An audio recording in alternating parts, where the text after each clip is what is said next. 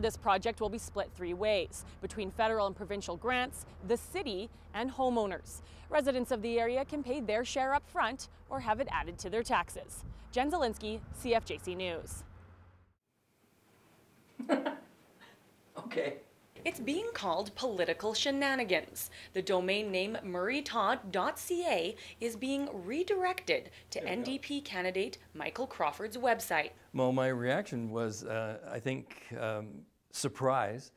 And I also thought right off the bat that it was some kind of an adolescent joke. I was pretty surprised when your reporter called me this morning to let me know that this was happening. That was the first I've heard about it. I think it's very unfortunate for the 2 candidates involved, and really this kind of political shenanigans I wish would just would stay away. Grant Fraser, a former Green Party candidate for both federal and provincial elections, is taking responsibility for purchasing and redirecting the domain, claiming he did this to teach the candidates a lesson.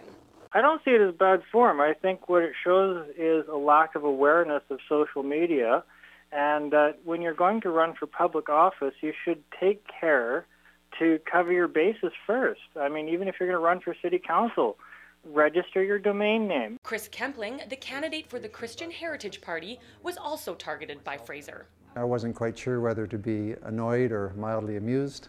I did also receive a call from Michael Crawford, who assured me that he had nothing to do with the stunt. Crawford is no stranger to this type of political wrangling.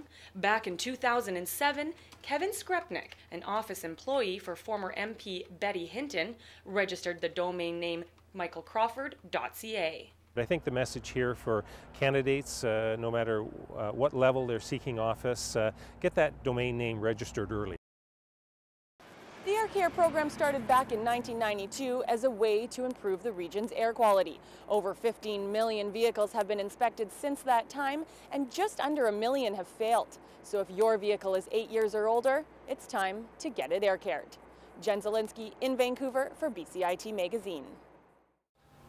My neighbors and me are all for affordable housing.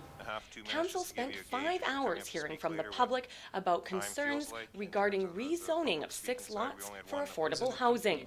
A large portion of the evening was spent listening to a majority who opposed losing green space on Cowan Street. I don't see that this is a positive move in a neighborhood that prides itself on community. It is well used. It is dilapidated. It is run down, and we really love it. It's been the center of this community for a long time, and we really hope that it remains so. We use this to toboggan on. From Penza Street all the way down to the tennis courts, touching it. We use this. This is our winter sport. We use it every chance we can. And for those living near 9th Avenue and McMurdo Drive, there are concerns over losing access to Peterson Creek Park and an increase in traffic. It's like a Blazer game gets out on my street 3 times a day for 5 days a week. Not a very suitable area to put housing in where people are really sandwiched together tightly. And I feel sorry for them if they have to live there. Right there at the corner of Fraser and 9th, there's a church for sale. You can put your 20 units in there and still keep the parkland.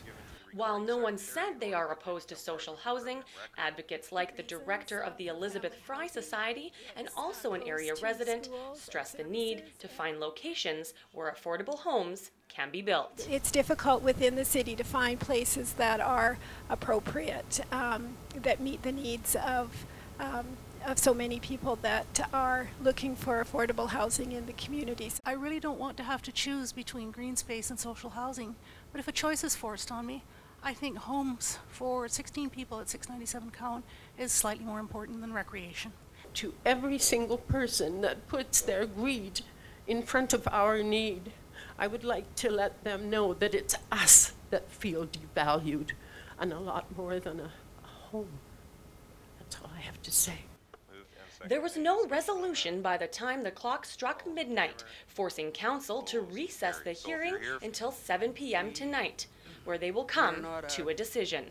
All in all, I think people were very respectful. They're obviously very passionate about their area of the city or housing in general and things like that. So that was nice to see, and it was just nice to see so much engagement and what council ultimately does with all of that input. I guess we'll see tomorrow night. Another public hearing will be held on April 19th to discuss the rezoning along River Street. Jen Zielinski, CFJC News. Then head back down to Yaletown for more Olympic fun, where the streets are alive with the spectacle of light and art provided by light designers and new media technology. That was your community calendar. Jen Zielinski has the story. It's been over 20 years since Myrna Tekrob sat in a classroom.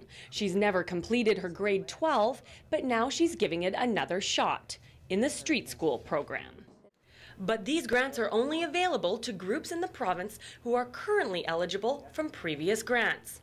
And for groups like the Kamloops Broncos, it gives the hope that they may be able to apply for future funding.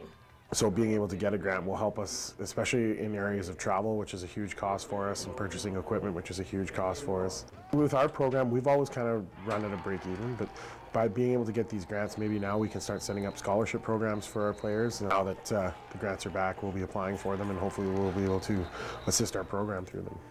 Clark says she wants to set up a commission to review the governance and funding formula for gaming grants, although that process will take months.